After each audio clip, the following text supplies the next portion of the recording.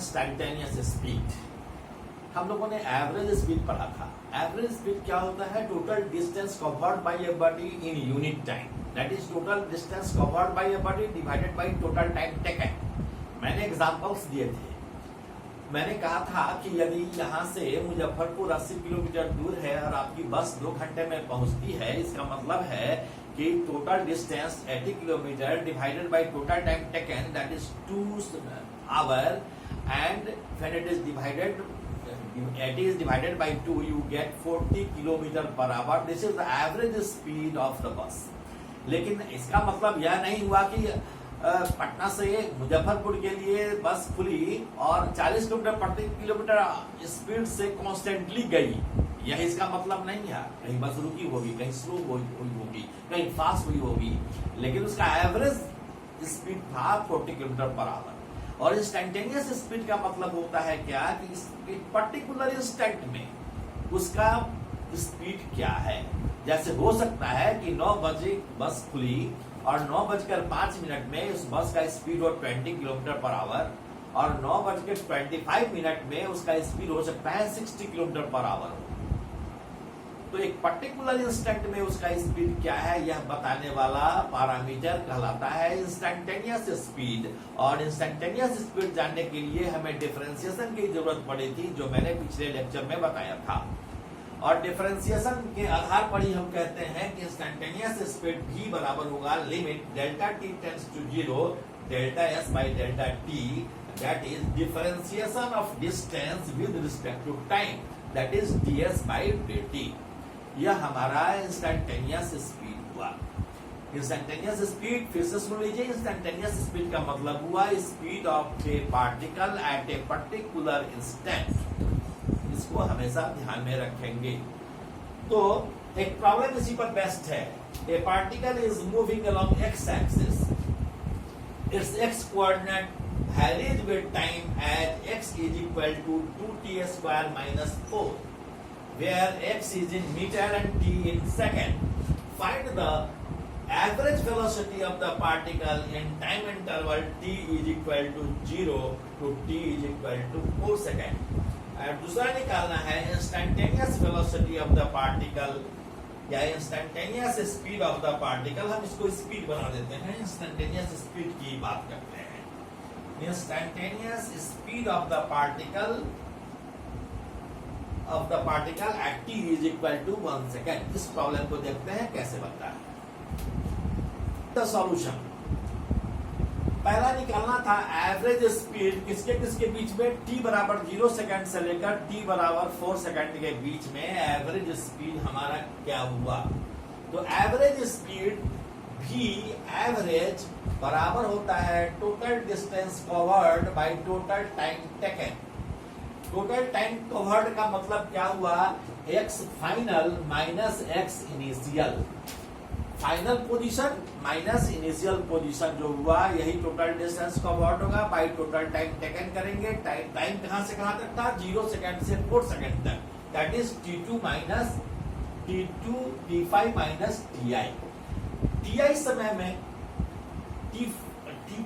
tf समय में xf distance है, तो बताइए xf कितना था। xf हम निकाल क्या सकते हैं, यहां से देखिए xf क्या होगा, यहां से xf बराबर होगा फाइनल कब, जब t 4 सेकंड हो।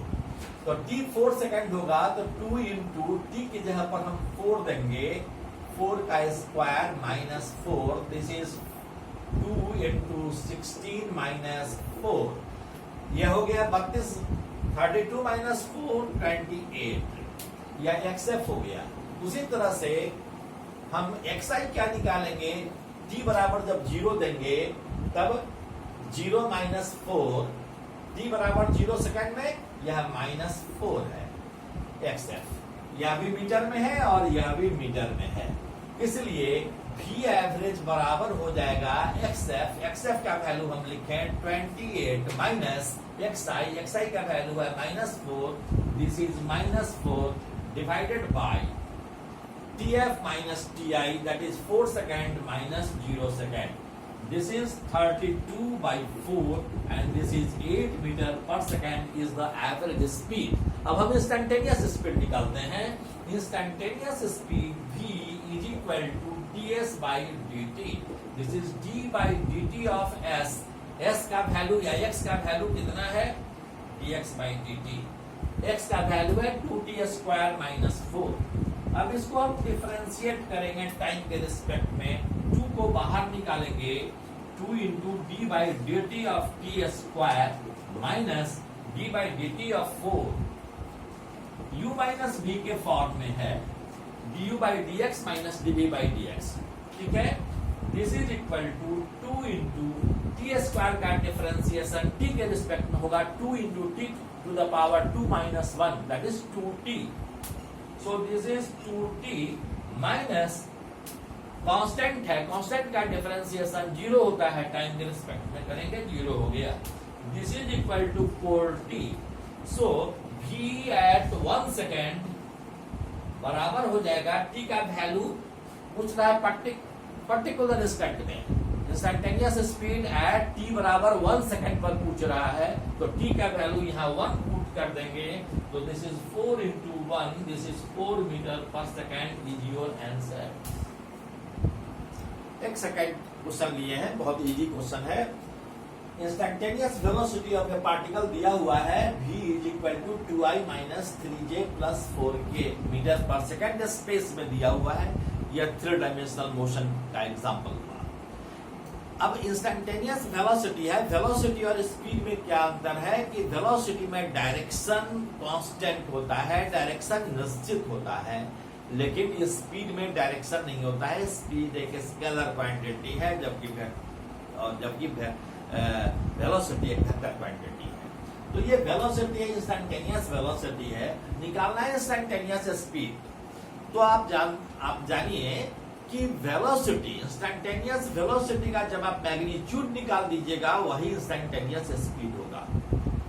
इंस्टेंटेनियस वेलोसिटी का मैग्नीट्यूड इंस्टेंटेनियस स्पीड होता है. जैसे अगर ये वेलोसिटी है तो इसका अगर मैग्नीट्यूड, ये वेलोसिटी है, इसका अगर मैग्नीट्यूड निकाल दिएगा तो यही हो जाएगा स्पीड. इसका मोड निकालेंगे तो हो जाएगा स्पीड. तो हम यही करेंगे कि दिए हुए वेक्टर का मोड निकाल देंगे. इंस्टेंटेनियस स्पीड v का मोड, यह हो जाएगा v का mod instantaneous speed. This is equal to i के कोएफिशिएंट का स्क्वायर प्लस j के कोएफिशिएंट का स्क्वायर प्लस 4 के स्क्वायर. और इस तरह से इसका स्क्वायर रूट कीजिएगा. This is equal to root over 29 metre per second. This is the answer. Here is the question.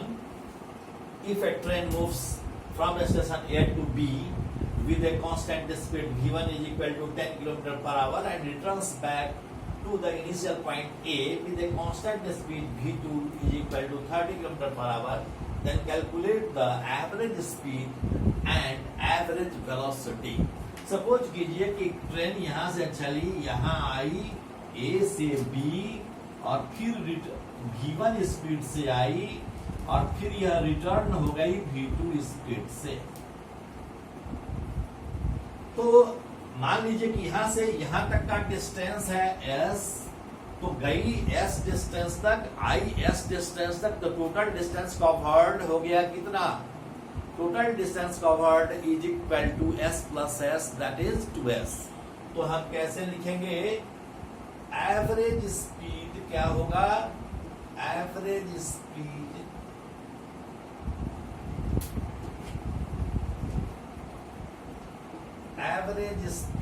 Is equal to total distance by total time taken. Total time taken यह बराबर हो जाएगा total distance. जाने में s दूरी तय किया, आने में s दूरी तय किया, तो कितना टोटल डिस्टेंस हो गया? 2s divided by total time taken.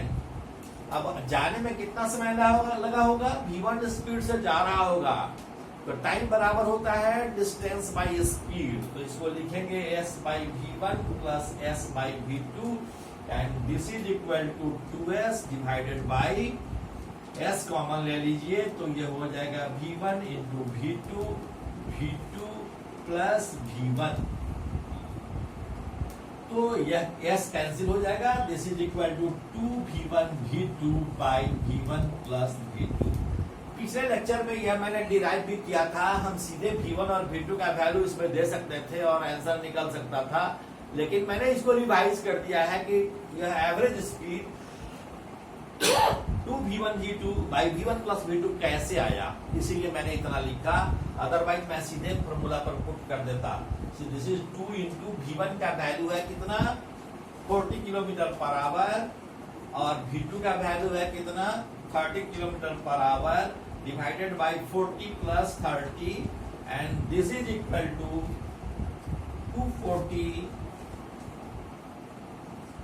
है ना, क्या हो जाएगा दो, दिस इज इक्वल टू 70 और इससे यह कैंसिल हो जाएगा, यह हो जाएगा 31 पॉइंट समथिंग, इतना ही रहने दीजिए, 40/7, this is 240/7 metre per second, this is your average speed. Velocity कैसे निकलेगा, average velocity total displacement by time taken, velocity एक वेक्टर क्वांटिटी है, इसलिए यह होगा टोटल डिस्प्लेसमेंट, डिस्टेंस नहीं बल्कि displacement by time taken. Velocity और इसमें स्पीड में यही अंतर है कि स्पीड एक स्केलर क्वांटिटी है, वेलोसिटी एक वेक्टर क्वांटिटी है। स्पीड का भी यूनिट मीटर पर सेकंड, वेलोसिटी का भी यूनिट मीटर पर सेकंड। वेलोसिटी में केवल डायरेक्शन कांस्टेंट है, डायरेक्शन बदलता नहीं है, डायरेक्शन कांस्टेंट है। तो हम टोटल डिस्प्लेसमेंट कितना होगा, ए से बी पर गया, बी से ए पर वापस आ गया, इसलिए टोटल डिस्प्लेसमेंट 0। तो जो टोटल डिस्प्लेसमेंट 0 और total time taken t1 plus t2, so this is equal to 0, इसलिए एवरेज वेलोसिटी इज 0। इस तरह से हम एवरेज स्पीड भी निकाले और एवरेज वेलोसिटी भी निकाले। तो देखिए क्वेश्चन है, consider a train moving from station A to B with a constant speed of 40 km per hour for half the time।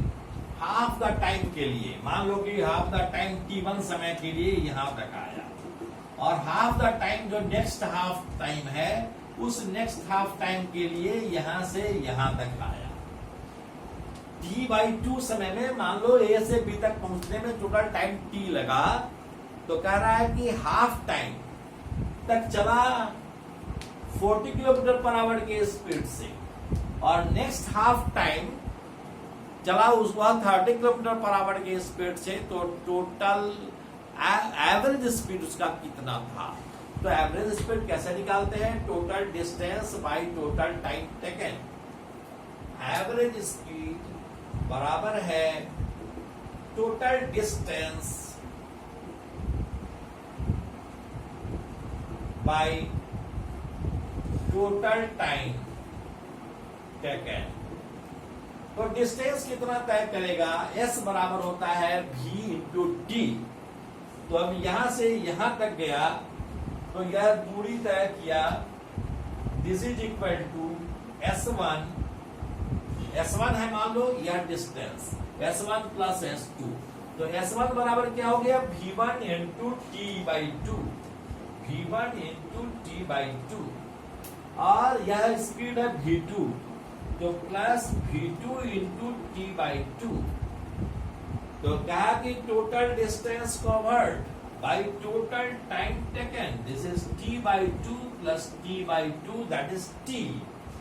तो यह क्या हो गया, t/2 हम यहाँ कॉमन ले लें, तो यह क्या हो जाएगा v1, t/2 कॉमन ले लें तो v1 प्लस v2, और यहाँ क्या है t/2 plus t/2, this is t, या हम t into t/2 into t/2 cancel रखें, तो यह और यह cancel, so this is v1 plus v2/2, this is equal to 40 plus 30 by 2, this is 35 kilometre per hour, this is your answer. तो एक बात ध्यान में रखना है, ध्यान में यह रखना है कि यदि कहे क्वेश्चन में कि हाफ टाइम तक चला v1 स्पीड से, नेक्स्ट हाफ टाइम तक चला v2 स्पीड से, तो जितने बार चला अगर टाइम कांस्टेंट है, हाफ ऑफ टाइम है, तब हम कहेंगे कि v1 प्लस v2 बाई 2।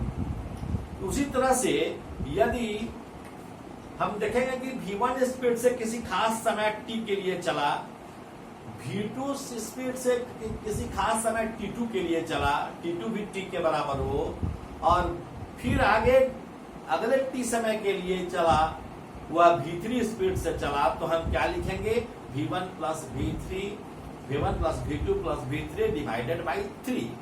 इस तरह से एवरेज स्पीड निकालने के समय इस बात का आप ध्यान रखेंगे। Thank you very much, all the best.